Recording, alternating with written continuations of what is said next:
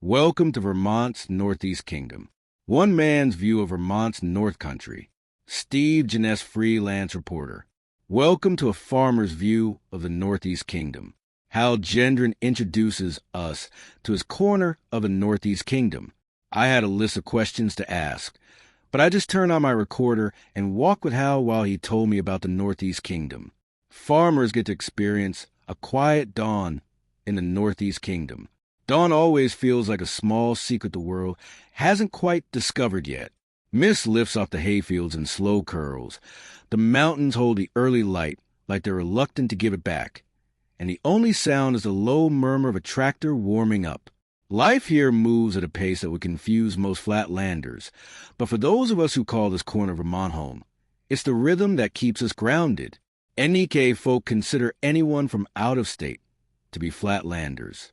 Most days begin with a look at the sky to plan our day. Here, the weather isn't small talk. It's a full-time partner. A late March snow squall can rewrite your plans in minutes, and a warm June sunrise can make you forget winter ever happened. Being a farmer, I've learned to read the sky the way some people read the news.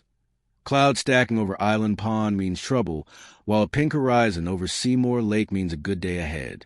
Life here is defined less by big events and more by the small, dependable rituals that stitch the community together. The cashier at the general store knows your dog's name.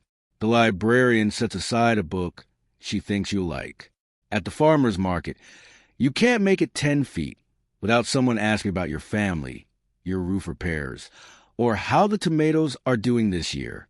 It's not being nosy. It's the way we look out for one another.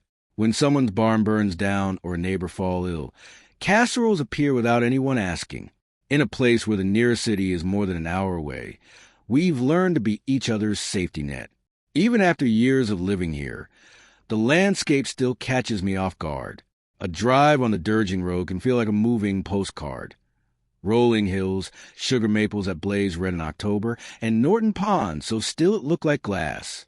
In winter, fishing shanties appear on the lake as the world narrows to shades of white and blue, and the silence becomes almost thick enough to feel on your skin. People sometimes ask if it's lonely.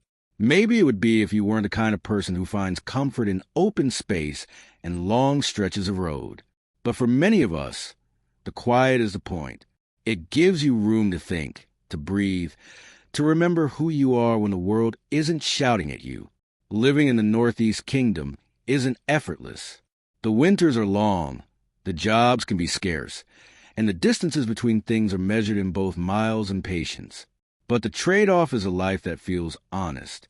You learn to fix things yourself, to check on your neighbors, to appreciate the rare days when everything goes smoothly. People who move away often say they miss the sense of belonging, the way the mountains make you feel. The night sky is total darkness, lit only by the stars and the moon. Those of us who stay don't do it out of stubbornness.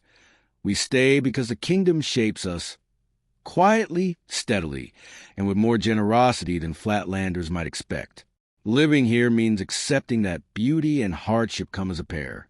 But it also means waking up each morning knowing you're part of a home that still values simplicity, community, and the slow, steady work of building a life.